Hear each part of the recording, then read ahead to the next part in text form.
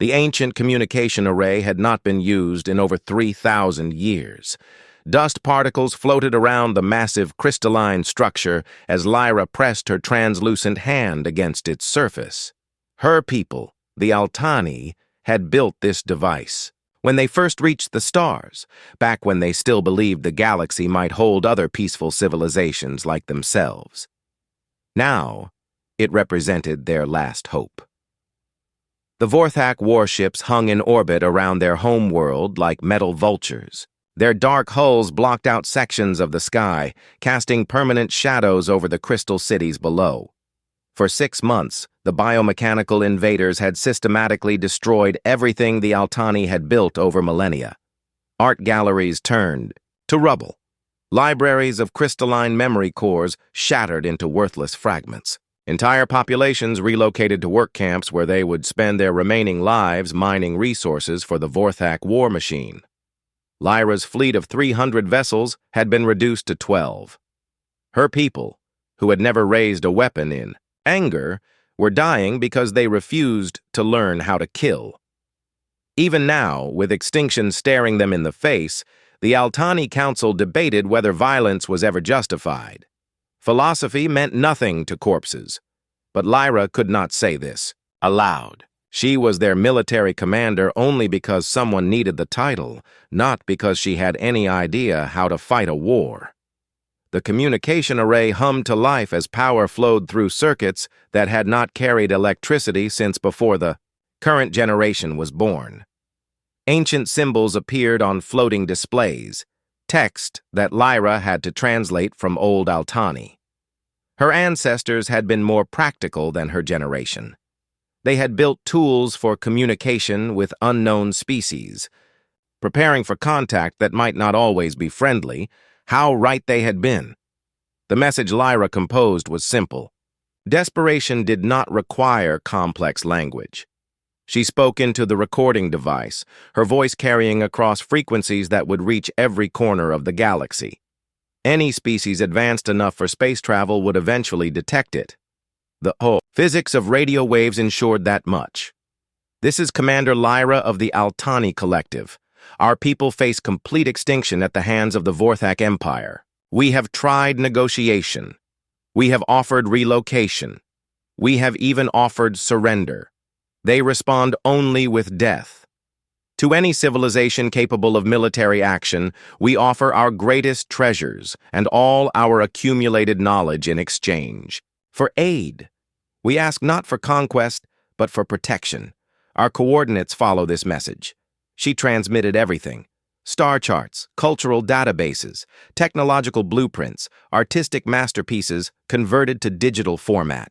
If the Altani were to die, at least something of their civilization might survive in the memory banks of whoever received this plea. The signal launched into space at light speed, beginning a journey that would take years to reach the nearest star systems. Lyra did not expect help to arrive in time. This was a message for history, proof that the Altani had tried everything before accepting their fate. 3 weeks later, the signal reached a small monitoring station orbiting Earth's moon. Dr. Webb had been studying background radiation when the alien transmission cut through every frequency his equipment monitored. The patterns were clearly artificial, structured in ways that natural phenomena could never produce. His hands shook as he realized what he was recording. First contact. The moment humanity had imagined for centuries was happening on his shift, in his laboratory, captured by his instruments. The translation took 14 hours. Earth's most advanced computers worked alongside linguistic experts, mathematicians, and xenobiologists to decode the message. When they finally understood what they were hearing, the excitement in the research facility died completely. This was not the peaceful greeting humanity had hoped to receive from the stars. This was a death scream, the recording played in the emergency session of Earth's United Defense Council. Political leaders, military commanders, and scientific advisors sat in stunned silence as Lyra's voice filled the secure conference room. The desperation was clear even through the electronic translation. Here was an entire civilization begging for help from anyone strong enough to provide it. Admiral Torres spoke first, his weathered face grim. "We are not ready for interstellar warfare. Our longest-range vessels can barely reach the outer solar system. These aliens are asking us to fight an enemy we know nothing about, in a star system we cannot even locate on our charts." Commander Blake disagreed. "The coordinates are clear. The Altani have provided detailed star maps. We could reach their system within 3 months if we push our engines to maximum capacity. This might be our only chance to make contact with alien civilizations. If we wait, there might be no Altani left to contact." The debate continued for hours. Earth had spent the last century recovering from the corporate wars, rebuilding their military from the ashes of global conflict. Humanity possessed advanced weapons and experienced soldiers, but they had never tested their capabilities against alien technology. The risk of failure was enormous. The risk of starting a war Earth could not win was even greater. President Chen made the final decision. "We send a small force to assess the situation, 3 ships, minimal crew, with orders, to observe and report. If these Altani are facing extinction, we evaluate whether Earth can make a difference. If the enemy is too powerful, our ships retreat immediately." The mission launched from Luna Base 48 hours later. 3 vessels departed from Earth's orbital shipyards, their holds filled with supplies for an extended deployment. The battle cruiser Defiance carried enough firepower to level a city. The assault carrier Reaper held 2 squadrons of fighter craft and a full battalion of Marines. The support vessel Phoenix brought medical facilities, engineering equipment, and additional ammunition. Colonel Ray Foster commanded the expedition. He had fought in the corporate wars, led peacekeeping missions on Mars, and survived combat in the asteroid belt. His service record included every type of warfare humanity had developed. If anyone could assess an alien military threat, Foster was the logical choice. The journey through hyperspace took 11 weeks. During the long voyage, Foster's officers studied the Altani message repeatedly, analyzing every detail for useful intelligence. The aliens claimed to be peaceful, which might mean they lacked military experience. Their enemy, the Vorthak, appeared to be a conquering empire with superior technology and numbers. Foster found himself wondering what kind of help the Altani expected. Did they want advanced weapons? Military advisors? Perhaps they hoped Earth would negotiate with their enemies, arrange some kind of diplomatic solution to their conflict. The colonel had no way of knowing that the Altani had asked for protection from the one species in the galaxy that defined protection as the complete elimination of all threats. When the human fleet finally emerged from hyperspace at the edge of the Altani system, Foster understood that diplomacy would not be an option. The Altani homeworld burned below them like a dying star. Foster watched through the observation deck of the Defiance as energy beams lanced down from orbital platforms, turning crystal cities into molten slag. Debris fields spread across space, where elegant spire habitats had once housed millions of civilians. The beauty that 3,000 years of peaceful civilization had created was being systematically erased by machines that knew nothing of art or culture. 12 Altani ships hung in formation near the planet's smaller moon. Their vessels looked more like sculptures than military craft, all flowing curves and translucent materials that caught and reflected starlight. These survivors were all that remained of the Altani military, if such a term could even apply to a species that had never fought a war. The Vorthak presence dominated the system. Hundreds of dark warships moved in perfect geometric formations, their hulls bristling with weapon systems and sensor arrays. They looked nothing like human designs, or even the organic shapes of Altani architecture. These vessels were pure function, built only to destroy and conquer. No wasted materials, no aesthetic considerations, no thought given to anything except maximum military efficiency. Foster had seen enough battlefields to recognize systematic extermination when he witnessed it. This was not a war. This was processing. The first meeting took place aboard the Defiance in Conference Room 7. Lyra arrived via shuttle, accompanied by two advisors who seemed to exist more as light than solid matter. The translation equipment Earth had brought worked well enough for basic communication, though cultural concepts proved more difficult to convey. Lyra's form shimmered with patterns that Foster's xenology officer, Dr. Webb, claimed indicated emotional states. Right now, those patterns suggested desperate hope mixed with barely controlled terror. She had been fighting this losing battle for 8 months, watching her people die while searching for any solution that did not require her to become a killer. "Your message reached us," Foster said, keeping his voice neutral. "We came to assess the situation and determine what assistance Earth might provide." "We hoped," Lyra began, her translated voice carrying musical overtones, "that you might possess advanced defensive technologies. Perhaps shields that could protect our remaining cities, or weapons that could disable Vortex ships without destroying them. Our philosophy teaches that all consciousness is sacred. Even our enemies deserve the chance to choose a different path."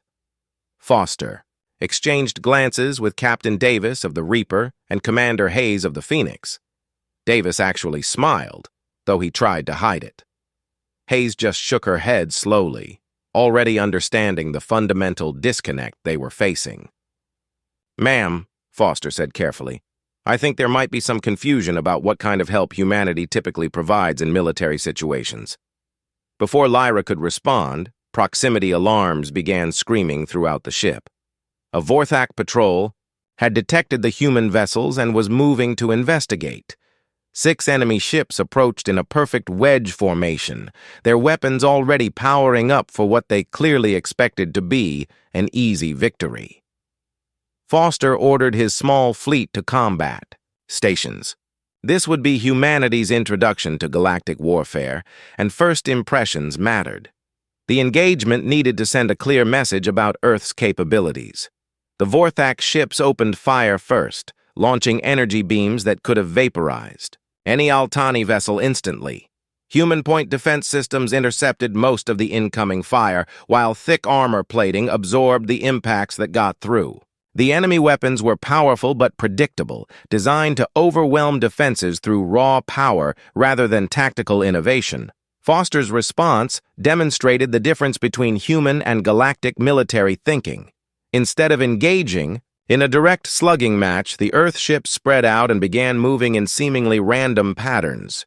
The Vorthak formation tried to track multiple targets simultaneously, their hive mind coordination becoming a liability when faced with 3 independently operating vessels. The Defiance fired first, launching a spread of kinetic rounds that caught the lead Vorthak ship by surprise. The projectiles were primitive compared to energy weapons, but they struck with devastating force. Metal shells designed to penetrate corporate bunkers tore through alien armor like it was paper. Captain Davis brought the Reaper into position and launched her fighter squadrons. 24 small craft swarmed around the Vorthak formation, attacking from angles the enemy had not anticipated. Each fighter was piloted by an individual human with years of combat experience, making tactical decisions faster than any hive mind could process. The Vorthak ships tried to retreat, but Commander Hayes had positioned the Phoenix to cut off their escape route. Her vessel might have been designed for support operations, but it mounted enough weapons to cripple anything that tried to run. The entire engagement lasted 18 minutes. When it ended, 6 Vorthak vessels had been reduced to expanding clouds of superheated plasma and metal fragments. The human fleet had suffered only minor damage to their outer hulls. Lyra watched the tactical display with growing horror. She had hoped these new allies would help her find a peaceful solution to the Vorthak threat. Instead, she had witnessed the most efficient destruction she had ever seen. The humans had not simply defeated their enemies. They had eliminated them so completely that nothing remained except cooling debris. "Your weapons are quite effective," she said, her translation software struggling to convey the emotional undertones in her voice. "Those were not weapons," Foster replied. Those were kinetic rounds and conventional explosives. We have much more effective systems if the situation requires them. Dr. Webb, who had been monitoring Vorthak communications during the battle, looked up from his console with a disturbing expression. "Colonel, I think we need to discuss what we learned from their transmissions." The briefing that followed changed everything. The Vorthak were not simply another conquering empire. They were a collective consciousness that processed entire civilizations, like raw materials. They had been expanding across the galaxy for over 2 centuries, turning billions of sentient beings into components of their war machine. Species that surrendered were enslaved. Species that fought back were exterminated. The Altani had been marked for complete processing. Every individual would either become a worker drone or be eliminated as inefficient. There would be no negotiations, no mercy, and no possibility of coexistence. "They cannot be reasoned with," Dr. Webb explained. "Their communication protocols contain no concepts for compromise or surrender. They recognize only 2 states, conquered or unconquered." Foster nodded, slowly. He had fought against enemies like this before, though never on an interstellar scale. The corporate wars had taught him that some opponents could only be stopped through complete defeat. Diplomacy worked when both sides wanted to survive. Against an enemy that viewed all other life as resources to be processed, there was only one option. Lyra sensed the change in the humans around her. Their emotional patterns, visible to her enhanced perception, shifted from cautious assessment to cold determination. She realized with growing dread that her saviors were preparing to solve the Vorthak problem in the only way they knew how. "What will you do?" she asked, though part of her no longer wanted to know the answer. Foster looked at the tactical display showing Vorthak positions throughout the system. Hundreds of enemy ships, thousands of processing facilities, millions of enslaved beings, working in conditions designed to extract maximum productivity before death. "We are going to help you," he said simply. "But I think you should prepare your people for what that actually means when humans provide assistance." The war for the Altani system was about to begin, and neither side understood what they had awakened. News of the mysterious new species spread through the galaxy like wildfire. The Galactic Trade Network carried reports of unknown ships that had appeared from nowhere and destroyed an entire Vorthak patrol. Independent observers, smugglers, and information brokers all confirmed the same impossible story. Someone had actually fought the Vorthak and won. The reaction was immediate and electric. Species that had hidden in the outer rim for decades began transmitting messages toward the Altani system. Civilizations that had accepted slavery rather than face extermination started planning rebellions. For the first time in 2 centuries, the galaxy had hope. The Vorthak collective mind processed this new information with mechanical precision. Threat assessment protocols activated across their empire as they analyzed the tactical recordings from the destroyed patrol. The enemy vessels used primitive projectile weapons and chemical explosives. Their technology was inferior to standard Vorthak systems. Yet they had achieved total victory through methods that defied conventional military logic. The collective reached a unanimous decision. These new entities represented a critical threat to Vorthak expansion. They must be eliminated immediately before other species could learn their techniques. Admiral Torres arrived in the Altani system 3 weeks after the first engagement. Earth's second fleet emerged from hyperspace in battle formation, bringing humanity's full military power to bear on an interstellar conflict. 37 vessels spread across the system, from massive dreadnoughts to small patrol craft, each one designed for a specific role in Earth's military doctrine. Torres had fought in the corporate wars alongside Foster, commanding fleet actions that determined the fate of entire continents. She understood that this conflict would be different, fighting in space against alien technology with no retreat possible if they failed. But the core principles remained the same. Identify the enemy's weaknesses, exploit them ruthlessly, and never give them a chance to recover. General Stone established a forward operating base on Altani's larger moon, turning the ancient mining facilities into a military command center. Earth's engineers worked with desperate efficiency, converting civilian infrastructure into weapons manufacturing and supply depots. If humanity was going to fight an interstellar war, they would need local production capabilities. Commander Fox began the most important mission of all. Working with volunteers from a dozen oppressed species, she established training centers where aliens learned human military tactics. The students came from civilizations that had never known warfare, beings who had lived peaceful lives until the Vorthak arrived. Fox had to teach them not just how to fight, but how to think like soldiers.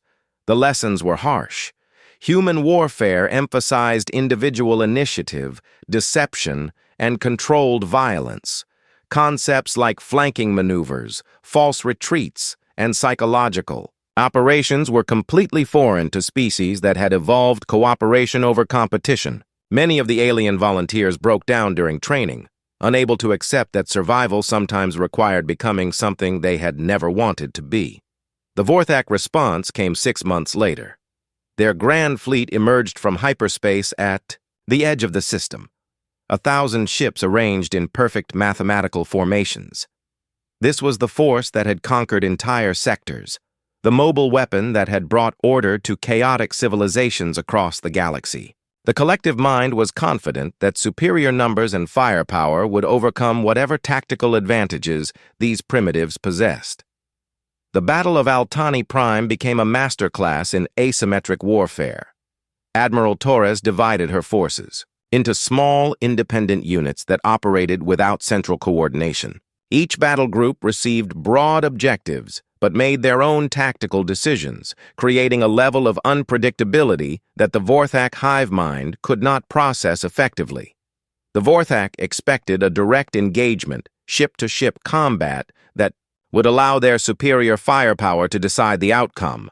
Instead, they found themselves fighting shadows. Human vessels appeared from unexpected directions, struck hard and fast, then disappeared before the enemy could respond. When the Vorthak adapted their formations to counter one tactic, the humans switched to completely different methods. Dr. Neal, aboard the research vessel Discovery, monitored Vorthak communications throughout the battle. What he heard disturbed him more than any weapon could have. The enemy was learning, adapting their tactics to counter human strategies, but they were also becoming confused, uncertain in ways that their collective consciousness had never experienced before. "They fight like a computer program," he reported to Admiral Torres. "Perfect coordination, flawless execution, but no creativity.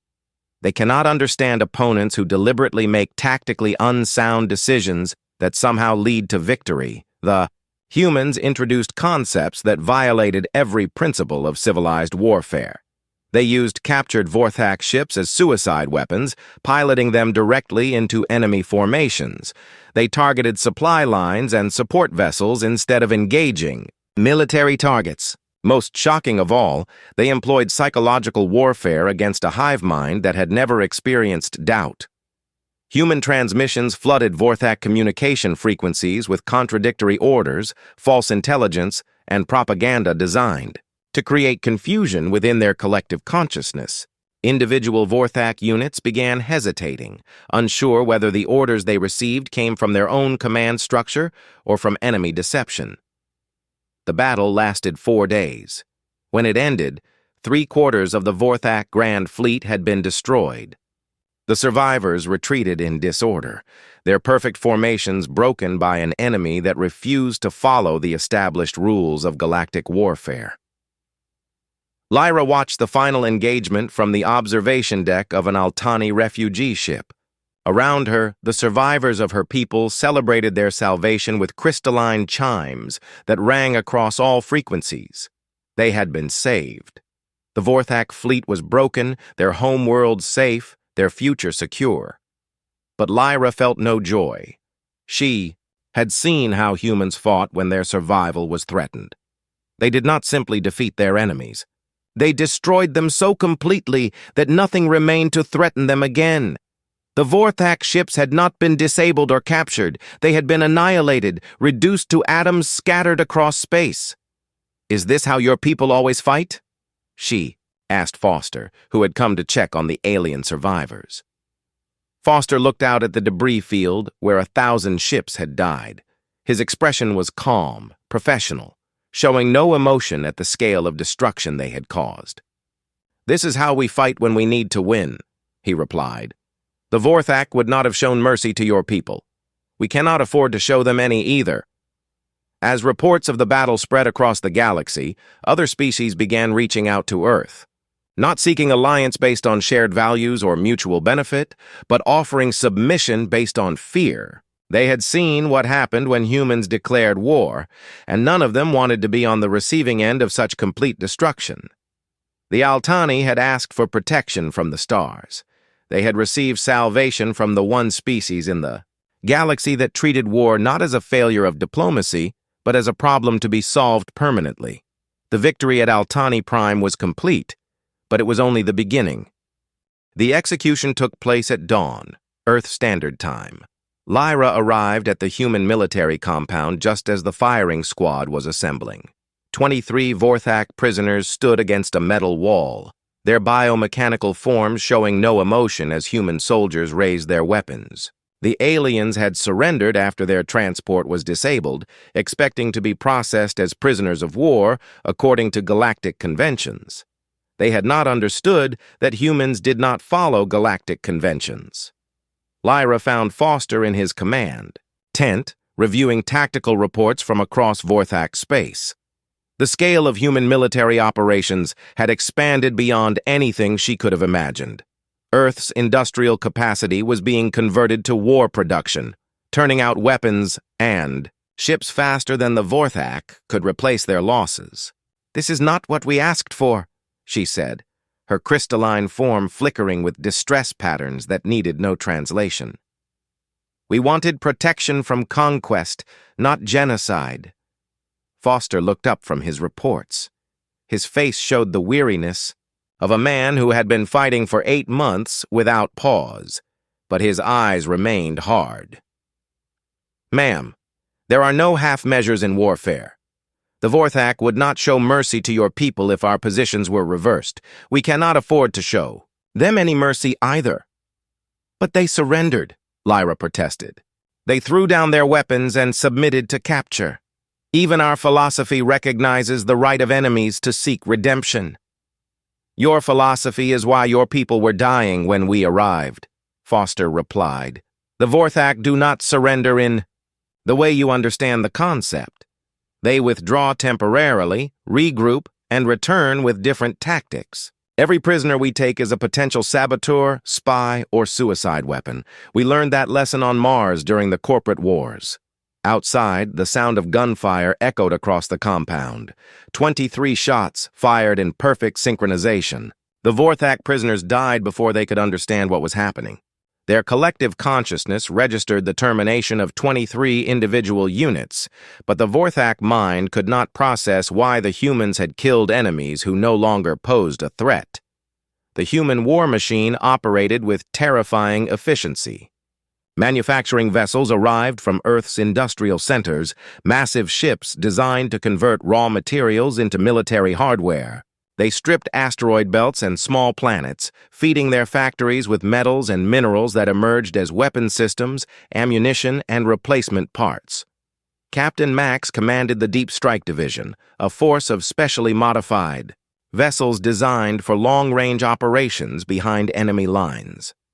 His mission was simple: locate Vorthak, breeding worlds, and eliminate their ability to replace casualties. The targets were not military installations, but civilian population centers, the nurseries and growth facilities where new Vorthak were created. Max understood the strategic necessity. Every breeding facility that continued operating would produce thousands of new enemies. Every civilian population that survived would eventually become soldiers in the Vorthak war machine. There was no distinction between combatants and non-combatants when facing an opponent whose entire society existed to support military expansion. The first breeding world died in nuclear fire. The second was sterilized by biological weapons that turned the atmosphere toxic. The third simply disappeared when human engineers destabilized its star, creating a supernova that eliminated an entire system. The methods varied, but the results were always the same: complete extermination of all Vorthak presence. Other alien species began contacting Earth through desperate diplomatic channels. The Galactic Council convened emergency sessions to discuss human military methods. Species that had never spoken to each other found common ground in their fear of what humanity might do if they were perceived as threats. Ambassador Quinn represented Earth at the council sessions. She was a career diplomat who had negotiated trade agreements and border disputes for 30 years. Now she found herself defending humanity's right to conduct total warfare against an enemy that recognized no limits. The Vorthak Empire has destroyed over 40 civilizations in the past 2 centuries, she told the assembled aliens. They do not negotiate. They do not compromise. They process other species like raw materials. If you have a better solution to this threat, we are willing to listen. The Council had no better solutions. Every species present had either fled from Vorthak expansion or submitted to slavery rather than face extinction. None had found a way to coexist with an enemy that viewed all other consciousness as resources to be consumed. Your methods violate every principle of civilized warfare, argued the Zalari ambassador, his tentacles writhing with emotional distress. The targeted elimination of civilian populations, the execution of prisoners, the use of weapons of mass, destruction against inhabited worlds. These actions make you no better than the Vorthak themselves. Quinn's response silenced the chamber. The difference is that when this war ends, the Vorthak will no longer exist to threaten anyone. When the Vorthak win their wars, entire civilizations disappear forever. You asked us to solve your problem. We are solving it. Dr. Patel published her psychological evaluation of human military forces 6 months into the campaign. Her findings disturbed even Earth's political leadership. The soldiers, pilots, and officers conducting the war against the Vorthak showed no signs of combat trauma or moral distress. They had adapted to interstellar warfare with the same professional competence they brought to any other military operation. War is not an aberration for humanity, she wrote. It is our natural state. We evolved on a planet where survival required constant competition for limited resources. Every human culture has developed sophisticated methods for organized violence. We do not fight wars to solve problems. We fight wars to eliminate problems permanently. The Vorthak collective mind tried desperately to understand their opponents. Analysis of human tactics revealed patterns that defied logical explanation. The aliens made decisions that seemed tactically unsound but achieved strategic objectives. They sacrificed short-term advantages for long-term goals in ways that no computer could predict. Most disturbing of all, the humans seemed to enjoy warfare. Their communications contained expressions of satisfaction, humor, and even excitement. During combat operations, they celebrated victories not just as strategic achievements but as personal accomplishments. The concept of finding pleasure in destruction was so alien to the Vorthak that they could not develop effective countermeasures. The collective began broadcasting surrender offers, transmitting terms of peace across all frequencies. They offered to withdraw from Altani space, to cease expansion into human territory, even to relocate their entire population to uninhabited systems far from other civilizations. Foster's response was transmitted across the galaxy for everyone to hear. Surrender is not acceptable. Withdrawal is not acceptable. Relocation is not acceptable. The only acceptable outcome is the complete elimination of the Vorthak threat to all civilized species. The war had moved beyond liberation. It had become extermination, conducted with the methodical precision that humans brought to any engineering project. The Vorthak Empire, which had terrorized the galaxy for 2 centuries, was being systematically dismantled by a species that treated genocide as a technical problem requiring an efficient solution. Lyra realized with growing horror that her people had not been saved by their prayers to the universe. They had been claimed by something far more dangerous than the Vorthak had ever been. The humans were not liberators, they were apex predators, and they had decided that the galaxy belonged to them. The last Vorthak stronghold fell on a Tuesday. Colonel Beth led the final ground assault through the tunnels beneath Vorthak Prime, the species' homeworld that had coordinated their empire for over 3 centuries. Her Marines moved through corridors, lined with the preserved remains of conquered civilizations, trophies that the collective consciousness had kept as reminders of their superiority. None of it mattered now. The trophies would be cataloged by human archaeologists, studied for historical significance, then stored in Earth's expanding archives. The Vorthak, who had created this monument to galactic conquest, were being systematically eliminated, room by room, tunnel by tunnel, until none remained. The collective mind made its final transmission as Beth's forces reached the central processing core. It was not a surrender or a plea for mercy. The Vorthak simply could not understand how they had been defeated by a species using primitive technology and illogical tactics. Their last message was a question repeated across all frequencies. "How?" Beth answered by detonating the nuclear charges her team had placed throughout the facility. The explosion vaporized the core systems that had coordinated Vorthak military operations across half the galaxy. When the light faded, the Vorthak Empire ceased to exist as a functioning entity. The war had lasted 3 years, 2 months, and 16 days. In that time, humanity had eliminated not just the Vorthak military, but their entire civilization. No breeding worlds remained. No colonies survived. No ships escaped to carry their collective consciousness to safety. The species that had terrorized the galaxy for 2 centuries had been reduced to scattered debris floating in the void between stars. The victory celebration on Earth lasted for a week. Parades filled the streets of every major city as humanity celebrated their first interstellar conquest. Military heroes returned to ticker-tape parades and book deals. The media called it the greatest triumph in human history, proof that Earth's species was destined for greatness among the stars. Lyra attended the ceremony on Altani Prime, where Earth's flag was raised over the rebuilt capital city. The crystal.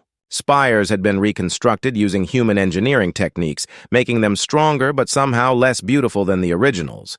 Human efficiency had improved everything while destroying what had made it special.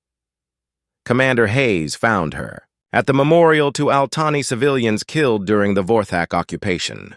The human officer looked older than when she had first arrived, worn down by years of coordinating supply lines for a military campaign that had consumed resources on an unprecedented scale.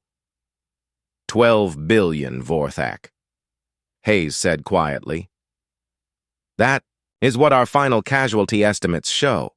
12 billion sentient beings wiped out because they chose to threaten species we had promised to protect. Lyra's response came through translation software that had been perfected during the war. We asked for protection. We did not ask for this. Hayes looked at the memorial, then at the human soldiers patrolling the streets of the alien capital. They carried weapons designed for crowd control and moved with the confidence of an occupying army. This is what protection looks like when humans provide it. Total victory. No loose ends. No possibility of revenge. Admiral Torres established the Terran Colonial Authority the following month, claiming former Vorthak space as human territory. The bureaucracy processed applications from alien species requesting permission to settle in systems that had been stripped bare by the war. Earth's expansion was presented as a humanitarian effort, providing security and stability to regions that had suffered under Vorthak rule. The reality was more complex. Human military bases controlled every major trade route. Earth's corporations established mining operations on worlds where entire civilizations had been eliminated. The galaxy was at peace because everyone understood that resistance would result. In the same fate that had befallen the Vorthak, Dr. Webb, now director of xenological studies at the Terran Colonial Authority, published his comprehensive report on human military effectiveness. The document became required reading at military academies across known space, studied by alien officers who needed to understand how Earth's forces had achieved such complete victory. Other species evolved cooperation and harmony as survival strategies, he wrote. Humanity evolved organized violence. We are not more intelligent than our galactic neighbors, nor more technologically advanced. We are simply more dangerous. We approach warfare not as a failure of diplomacy, but as an engineering problem requiring efficient solutions. The Galactic Council formally dissolved 6 months after the war ended. There was no point in maintaining an organization dedicated to peaceful coexistence when peace was enforced by the implicit threat of human intervention. Individual species negotiated directly with Earth's colonial authority, seeking trade agreements and security guarantees that would prevent them from joining the Vorthak in extinction. Lyra returned to her position as leader of the Altani government, though the title had little meaning. Every important decision required approval from the colonial authority. Human advisors attended council meetings, offering suggestions that were treated as orders. The Altani had their freedom, but it was freedom to exist within boundaries defined by their protectors. The transformation was subtle, but complete. Human children learned about the Vorthak War in school, studying it as a heroic struggle against tyranny. They played war games in parks built over the remains of alien installations, using toys modeled after the weapons that had eliminated an entire species. Their parents planned the next phase of human expansion, identifying potentially hostile civilizations that might require preemptive action. The final scene took place in Foster's retirement home on Mars, where the former colonel spent his days, writing memoirs about humanity's first interstellar war. A young reporter had come to interview him about the moral implications of genocide, asking whether the complete elimination of the Vorthak had been necessary. Foster's answer was simple and direct. The Vorthak chose to be a threat to civilized species. We chose to eliminate that threat permanently. If that bothers your conscience, remember that 12 billion Altani are alive today because we made the hard choice their philosophy would not allow them to make. The universe had learned a valuable lesson about asking for help. Sometimes the cure was more dangerous than the disease. The galaxy was at peace, but it was the peace of a cemetery, maintained by the certain knowledge that resistance would be met with absolute force. Humanity had solved the Vorthak problem exactly as they had promised. They had provided protection to species that could not protect themselves, eliminated threats that endangered galactic peace, and established order where chaos had reigned for centuries. The cost had been the complete extinction of an entire civilization, but Earth's leaders presented this as a necessary sacrifice for the greater good. The Vorthak had chosen their fate when they decided that other species existed only to serve their expansion. Humanity had simply accepted their choice and acted accordingly. New species made contact with Earth almost monthly, sending diplomatic missions to establish peaceful relations with the galaxy's dominant military power. They came bearing gifts, trade agreements, and expressions of friendship that barely concealed their underlying fear. Everyone understood the unspoken message: cooperate with humanity or share the Vorthak's fate. Dr. Patel's follow-up studies revealed something that disturbed even Earth's military leadership. The soldiers who had fought in the Vorthak War showed no signs of post-traumatic stress or moral injury. They spoke about the extermination of 12 billion sentient beings with the same professional detachment they might discuss a successful mining operation or construction project. We have created a generation that views genocide as a legitimate solution to political problems, she warned in her classified report to Earth's leadership. These individuals will eventually return to civilian life, bringing with them the assumption that violence is the most efficient way to resolve conflicts. But the warnings went unheeded. Humanity was expanding across the galaxy, claiming territories and establishing colonies with unprecedented speed. The military veterans of the HFY War became the administrators, engineers, and corporate executives who built Earth's interstellar empire. They brought their wartime mindset to peacetime pursuits, treating alien resistance as another problem, requiring permanent solutions. 10 years after the war ended, Lyra made her final journey to Earth. She had been invited to speak at the dedication of the HFY War Memorial, a massive structure built from materials salvaged from destroyed alien ships. The memorial honored the human soldiers who had died fighting for galactic freedom, their names carved in stone that would endure for millennia. The ceremony was magnificent. Military bands played patriotic music while formations of fighter craft flew overhead in perfect precision.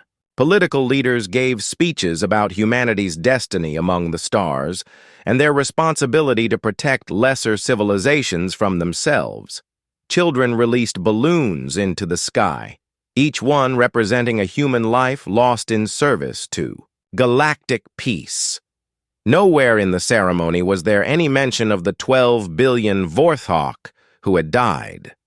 They had been erased not just physically, but from historical memory, reduced to a footnote in humanity's triumphant expansion across the galaxy. Lyra stood at the podium and delivered the speech that had been written for her by Earth's diplomatic service. She thanked humanity for their sacrifice, praised their courage, and expressed the Altani people's eternal gratitude for their salvation. Every word was true, but truth had become a luxury her species could no longer afford. After the ceremony, she met privately with President Chen, the leader who had authorized humanity's first interstellar military intervention. Age had bent his shoulders and lined his face, but his eyes remained sharp with the intelligence that had guided Earth through its transformation from a single world to a galactic power. "Do you regret asking for our help?" he asked, his question cutting through decades of diplomatic protocol to reach the heart of their relationship. Lyra considered her answer carefully. The Altani were alive, their culture preserved, their future secure under human protection. They had received exactly what they had requested when they broadcast their desperate plea across the galaxy. Fact that they had also received far more than they had bargained for was simply the price of dealing with a species that approached every problem with absolute thoroughness. "No," she said finally. "But I understand now why the galaxy feared you long before they knew you existed. You do not solve problems. You eliminate them. There is a difference." President Chen nodded slowly. "Perhaps. But the galaxy is at peace, and your people are safe. The method matters less than the result." As Lyra returned to her ship for the journey home, she looked back at Earth's gleaming cities and orbital installations. Humanity had built something magnificent among the stars, an empire that would endure for thousands of years. They had brought order to chaos, peace to war, and stability to a galaxy that had known only suffering under Vorthak rule. The price had been the complete transformation of galactic civilization. Species that had once believed in cooperation and peaceful coexistence now lived under the protection of apex predators who viewed violence as the most efficient solution to any problem. The universe had asked for help and received salvation from the one species that treated war not as a last resort, but as a final answer. In the end, the aliens had gotten exactly what they asked for. They had simply never understood what they were asking for until it was too late to change their minds.